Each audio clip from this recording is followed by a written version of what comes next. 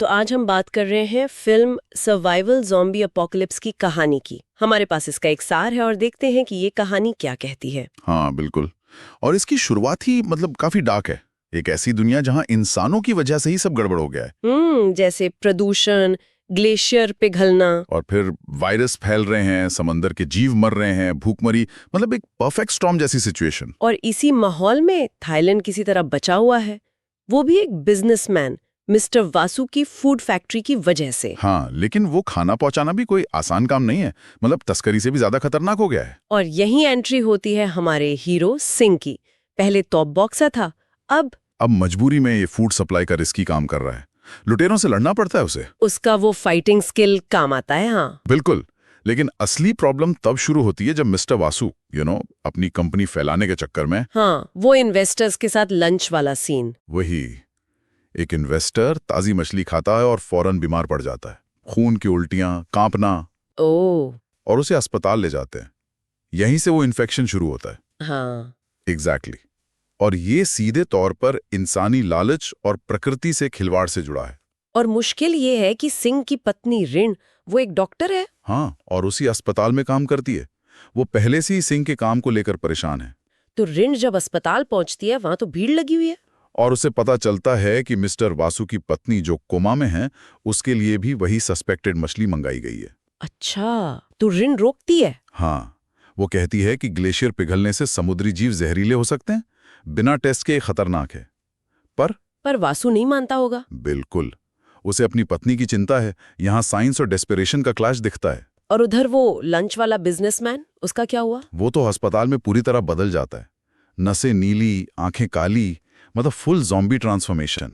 हाँ, और इन्फेक्शन तेजी से फैलना शुरू हो जाता है पूरे अस्पताल में, कंट्रोल से बाहर। तो सरकार क्या करती है? फौरन लॉकडाउन, अस्पताल को सील कर दिया जाता है। और सिंह, उसे पता चलता है तो? वो तो भागेगा ही अपनी पत्नी के लिए। अस्पताल पहुंचता है तो बाहर का सीन भयानक है।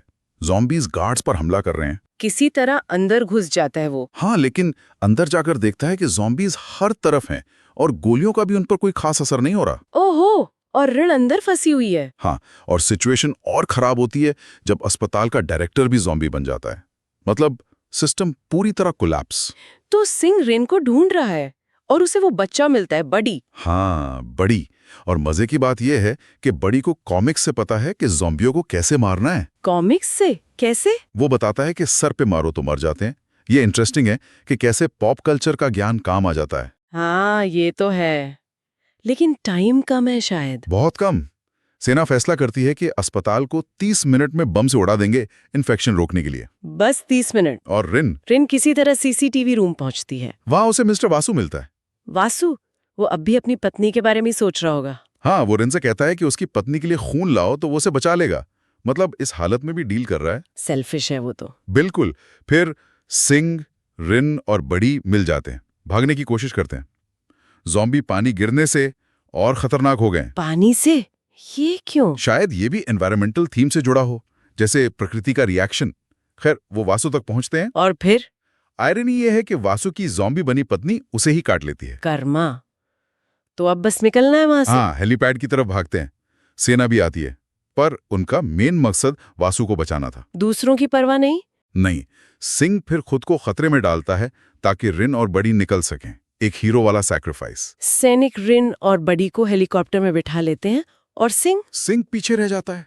और रिन के देखते देखते अस्पताल में धमाका हो जाता है। ओह, तो रिन मान लेती है कि सिंह मर गया। हाँ। कहानी कुछ हफ्ते आगे जाती है। रिन बड़ी के साथ नई जिंदगी शुरू करने की कोशिश कर रही है। लेकिन इसमें एक ट्विस्ट है ना? बिल्कुल।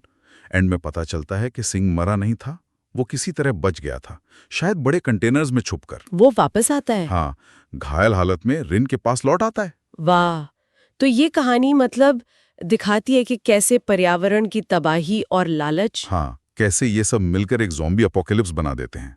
और कैसे आम लोग जैसे सिंह एक बॉक्सर से प्रोटेक्टर बन जाता है। और रिन का वो संघर्ष डॉक्टर ड्यूटी और माँ बनने के बीच, और बडी का वो कॉमिक बुक ज्ञान, सब मिलकर दिखाते हैं कि मुश्किल वक्त में हीरो कहीं से भी आ सकता है। और ये सोचने पे भी मजबूर करता है कि हमारे जो सिस्टम है वो कितने फ्रिजाइल हैं। हाँ, है ना? बिल्कुल।